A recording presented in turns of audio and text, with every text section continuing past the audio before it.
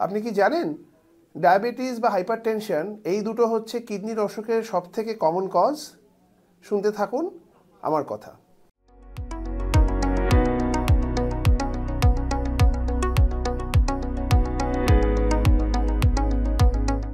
নমস্কার, আমি doctor Anindya Maitra, consultant nephrologist and transplant physician.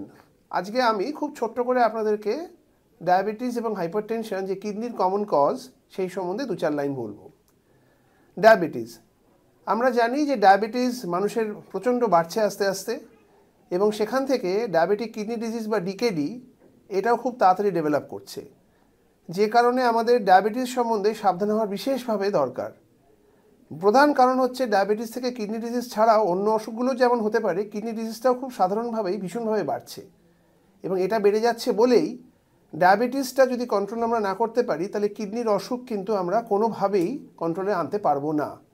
পাশাপাশি আসছে হাইপারটেনশন, অর্থাৎ ইনক্রিজ ব্লাড প্রেশার।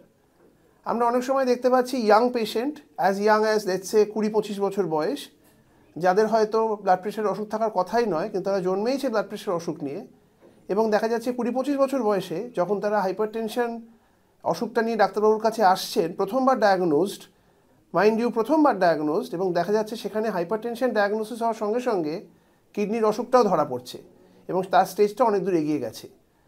তো কাট আ লং স্টোরি শর্ট, আপনার যদি ডায়াবেটিস থাকে বা যদি আপনার পরিবারে হিস্ট্রি অফ হাইপারটেনশন থাকে, তাহলে দুটো সম্বন্ধেই সচেতন হওয়ার সময় কিন্তু ছোটোবেলা থেকেই দরকার। ডায়াবেটিসের জন্য ব্লাড সুগারের পরীক্ষা করা এবং hypertension regularly blood pressure check করা, এই দুটো কিন্তু করলেই আমরা অসুখগুলো কিন্তু তাড়াতাড়ি ধরতে পারবো। অ্যাট দ্য সেম টাইম তখন আমরা কিডনির অসুখের স্ক্রিনিংও খুব তাড়াতাড়ি করতে পারবো, এবং খুব শিগগিরই আমরা জানতে পারবো যে কার কিডনির অসুখ হচ্ছে বা কার হচ্ছে না। আজ এইটুকুই। Thank you very much.